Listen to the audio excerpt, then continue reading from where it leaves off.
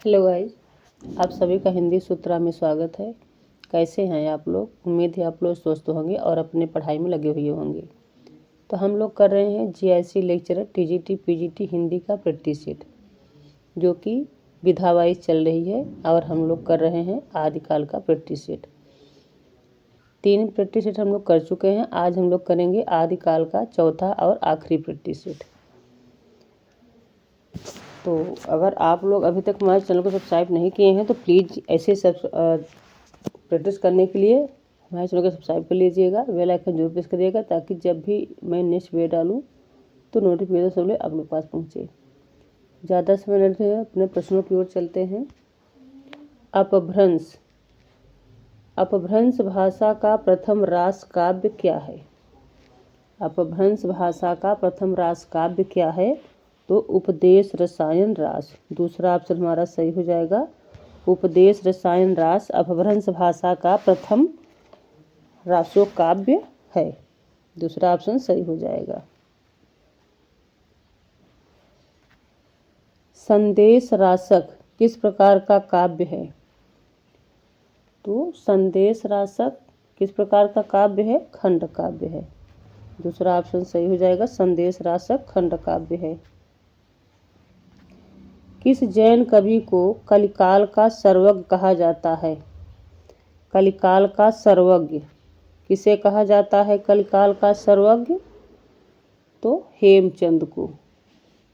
हेमचंद को कलिकाल का सर्वज्ञ कहा जाता है। तीसरा ऑप्शन सही हो जाएगा, हेमचंद। बीसल देव रासो कितने खंडों में विभक्त है? बीसल देव रासो कितने खंडों में विभक्त है? 4 खंडों में। दूसरा ऑप्शन सही हो जाएगा, 4 खंडों में विभक्त है। पृथ्वीराज रासो की नायिका कौन है? तो पृथ्वीराज रासो की नायिका संयोगिता है। दूसरा ऑप्शन सही हो जाएगा, संयोगिता। नाथों में कौन रसायनी था? नाथों में कौन रसायनी था? तो नागार्जुन रसायनी थे। तीसरा ऑप्शन सही हो जाएगा, नाथों में नागार्जुन रसायनी थे।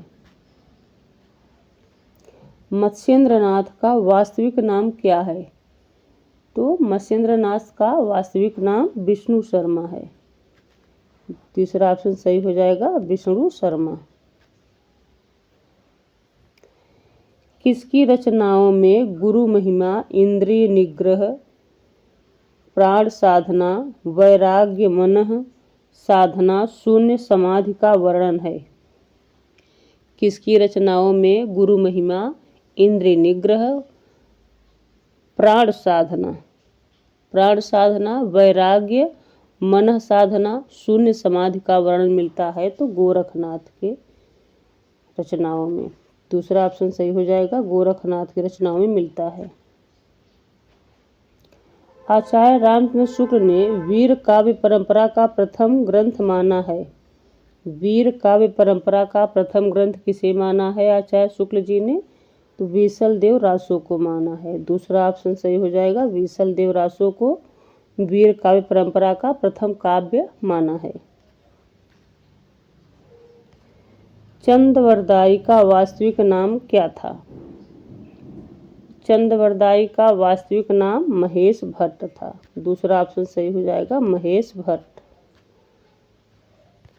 डॉक्टर बच्चन सिंह किस रासो ग्रंथ को राजनीतिक महाकाव्य त्रासदी कहा है?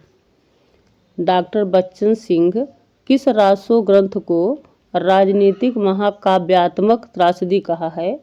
तो पृथ्वीराज रासो को कहा है। पहला ऑप्शन सही हो जाएगा, पृथ्वीराज रासो को बच्चन सिंह ने राजनीतिक महाकाव्यात्मक त्रासदी कहा है।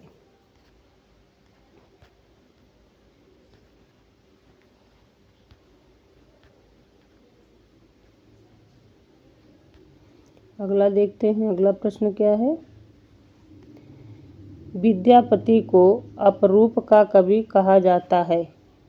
किसने कहा है? विद्यापति को अपरूप का कवि किसने कहा है? तो बच्चन सिंह ने कहा है। पहला ऑप्शन सही हो जाएगा, बच्चन सिंह ने विद्यापति को अपरूप का कवि कहा है। च मन तृतीय हिंदू अपुरुषे जे मन हिंदुई पुरुष न ताज गोयम। पंक्ति किसकी है? च मन तृतीय हिंदू अपुरुषी जे मन हिंदुई पुरुष त नाज गोयम। किसकी पंक्ति है ये? खुसरो की पंक्ति है। दूसरा ऑप्शन सही हो जाएगा, खुसरो की पंक्ति है। किस विद्वान के दोहरा नामकरण कर कालखंडों को वर्गीकरण किया है? किस विद्वान ने दोहरा नामकरण कर कालखंडों को वर्गीकरण किया है? तो आचार्य शुक्ल ने। तीसरा ऑप्शन सही हो जाएगा, आचार्य शुक्ल ने दोहरा नामकरण किया है कालखंडों को। किस विद्वान ने काल प्रवृत्ति के निर्धारण हेतु प्रसिद्ध ग्रंथों का सहारा लिया है?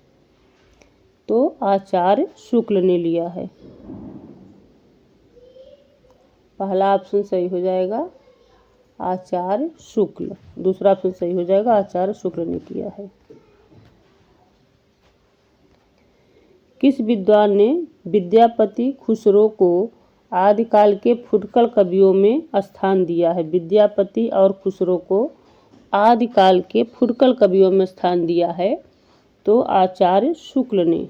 पहला ऑप्शन सही हो जाएगा, आचार्य शुक्ल ने विद्यापति और खुसरो को आदिकाल के फुटकल कवियों में स्थान दिया है।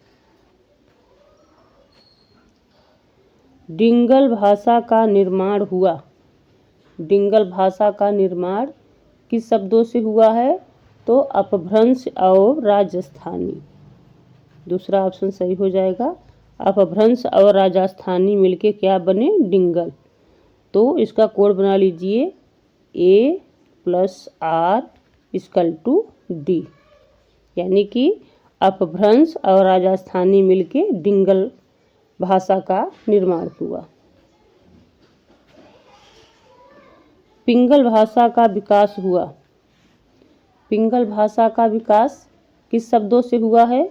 तो अपभ्रंश एवं ब्रज भाषा से। पहला ऑप्शन सही हो जाएगा, अपभ्रंश और ब्रज भाषा मिलके क्या हुआ? पिंगल भाषा का विकास हुआ। इसका कोड क्या बन जाएगा? A+B=P, यानी कि अपभ्रंश और ब्रज भाषा मिलके क्या बने? पिंगल भाषा। तो इसमें पहला ऑप्शन सही हो जाएगा। साहित्य का हिंदी आलोचनात्मक इतिहास ग्रंथ का प्रकाशन कब हुआ?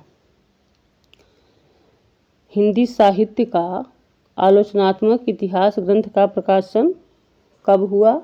यहाँ हिंदी हो जाएगा, हिंदी साहित्य का। हिंदी साहित्य का हो जाएगा। हिंदी साहित्य का आलोचनात्मक इतिहास ग्रंथ का प्रकाशन कब हुआ? तो 1938 ईस्वी में हुआ। तीसरा ऑप्शन सही हो जाएगा, 1938 ईस्वी। हिंदी साहित्य का वैज्ञानिक इतिहास के लेखक कौन हैं? हिंदी साहित्य का वैज्ञानिक इतिहास गणपत चंद्र गुप्त का है। दूसरा ऑप्शन सही हो जाएगा, गणपत चंद्र गुप्त। किस विद्वान ने शालिभद्र सूर्य को हिंदी का प्रथम कवि स्वीकार किया है? किस विद्वान ने शालिभद्र सूर्य को हिंदी का प्रथम कवि स्वीकार किया है? तो गणपत चंद्र गुप्त ने। चौथा ऑप्शन सही हो जाएगा, गणपत चंद्र गुप्त ने शालिभद्र को हिंदी का प्रथम कवि स्वीकार किया है। हिंदी साहित्य का आधा इतिहास के लेखक कौन है? हिंदी साहित्य का आधा इतिहास सुमन राजे का है। पहला ऑप्शन सही हो जाएगा, सुमन राजे। ग्रियर्सन ने चारण काल का समय क्या माना है? तो ग्रियर्सन ने चारण काल का समय 700 ईस्वी से 1400 ईस्वी माना है। पहला ऑप्शन सही हो जाएगा, 700 से 1400 ईस्वी। आदिकाल साहित्य की प्रमुख प्रवृत्ति नहीं है। इनमें से कौन सा आदिकाल के प्रमुख प्रवृत्तियां नहीं है? तो युद्ध वर्णन में सजीवता सही है, कल्पना की प्रचुरता ये भी सही है, डिंगल एवं पिंगल भाषा का प्रयोग बिल्कुल सही है। राष्ट्रीयता की भावना ये नहीं है, तो इसमें चौथा ऑप्शन सही हो जाएगा। नहीं पूछा है तो राष्ट्रीयता की भावना नहीं थी आदिकाल में।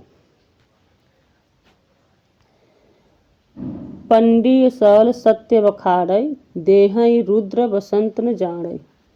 पंक्ति किसकी है ये? पंडिय सल सत्य बखाड़ै, देहहि रुद्र बसंत न जाड़ै। ये पंक्ति सरहपा की है। पहला ऑप्शन सही हो जाएगा, सरहपा की पंक्ति है ये।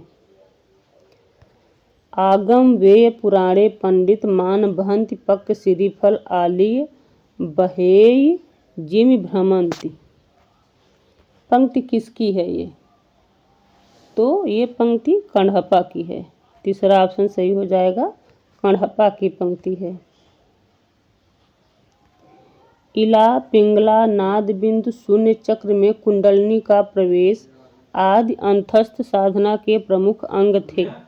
किसमें थे? तो ये नाथों में था। दूसरा ऑप्शन सही हो जाएगा, नाथ साहित्य में था, नाथों में। प्राण साकली, आत्मबोध, शिष्यादर्शन किसकी रचनाएं हैं? प्राण साकली, आत्मबोध, शिष्यादर्शन ये गोरखनाथ की रचनाएं हैं। पहला ऑप्शन सही हो जाएगा, गोरखनाथ। पंच पांडव चरितरास की रचना है। पंच पांडव चरितरास किसकी रचना है? शालिभद्र सूर्य की है। चौथा ऑप्शन सही हो जाएगा, शालिभद्र सूर्य। नौलख पातर आगे नाचे पीछे सहज अखाड़ा, ऐसे मन लय जोगी खेले तन अंतर बसे भंडारा के रचनाकार कौन है? तो ये गोरखनाथ की पंक्ति है, यानी गोरखनाथ के रचनाकार है ये पंक्ति है गोरखनाथ का। तीसरा ऑप्शन सही हो जाएगा। रेवंत गिरिरास, रेवंत गिरिरास किसकी रचना है? तो विजय सेन सूर्य की है। चौथा ऑप्शन सही हो जाएगा, विजय सेन सूर्य।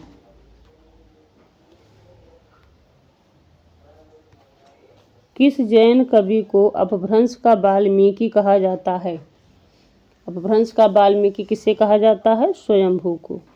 पहला ऑप्शन सही हो जाएगा, स्वयंभू को अपभ्रंश का वाल्मीकि कहा जाता है।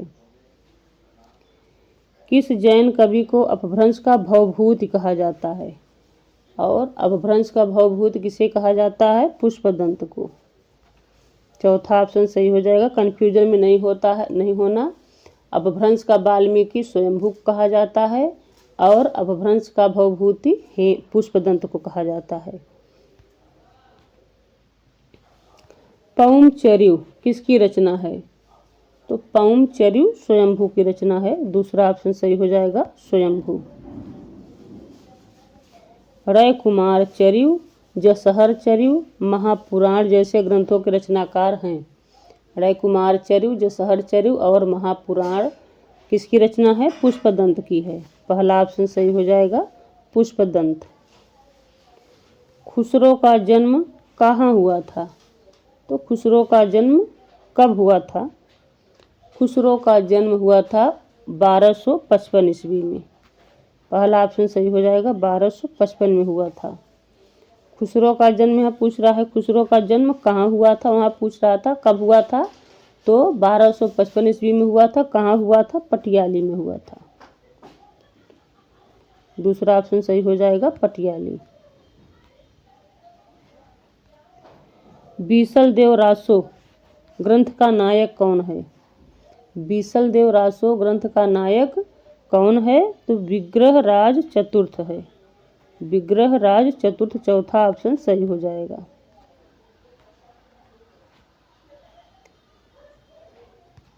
किस ग्रंथ के आधार पर पृथ्वीराज रासो को जाली ग्रंथ घोषित किया गया? ये भी प्रश्न बनता है, किस ग्रंथ को जाली घोषित किया गया? तो पृथ्वीराज रासो ग्रंथ को जाली घोषित किया गया था। इसमें पूछ रहा है किस ग्रंथ के आधार पर पृथ्वीराज रासो को जाली ग्रंथ घोषित किया गया था? तो पृथ्वीराज विजय के आधार पर। पहला ऑप्शन सही हो जाएगा, पृथ्वीराज ग्रंथ के आधार पर पृथ्वीराज रासो को जाली ग्रंथ घोषित किया गया था। रासो शब्द की व्युत्पत्ति मूलतः मानी जाती है। रासो शब्द की उत्पत्ति मूलतः किससे मानी जाती है? तो रासक से मानी जाती है। तीसरा ऑप्शन सही हो जाएगा, रासक। लास्ट प्रश्न देखते हैं। किस ग्रंथ में कैमास वध का वर्णन है? किस ग्रंथ में कैमास वध का वर्णन है? तो पृथ्वीराज रासो में। पहला ऑप्शन सही हो जाएगा, पृथ्वीराज रासो में कैमास वध का वर्णन किया गया है। ये पहला ऑप्शन सही हो जाएगा। तो आदिकाल, संपूर्ण आदिकाल का निचोड़ जो था वो समाप्त हो गया है। अब से हम लोग करेंगे आदिकाल के बाद हम लोग करेंगे संत काल यानी कि भक्ति काल। भक्ति काल में संत एवं सूफी काव्य की प्रैक्टिस करेंगे अगले प्रैक्टिस में। तो ऐसे ही डेली प्रैक्टिस करने के लिए हम लोग पूरा विधा वाइज प्रैक्टिस चलाए हैं, तो विधा वाइज प्रैक्टिस करेंगे। ऐसे ही डेली प्रैक्टिस करने के लिए अगर आप लोग अभी तक हमारे चैनल को सब्सक्राइब नहीं किए हैं तो प्लीज़ हमारे चैनल को सब्सक्राइब कर लीजिएगा, बेल आइकन जरूर प्रेस करिएगा, ताकि जब भी मैं नेक्स्ट वीडियो डालूँ तो नोटिफिकेशन पहले आप लोग के पास पहुँचे। और वीडियो को ज़्यादा से ज़्यादा लाइक करिएगा, शेयर करिएगा, कमेंट में जो बताइएगा कि आप लोगों को विधा वाइज जो प्रश्न बन रहे हो कैसे लग रहे हैं। तो ऐसे ही बने रहिएगा। मिलते हैं नेक्स्ट वीडियो में। Thanks for watching.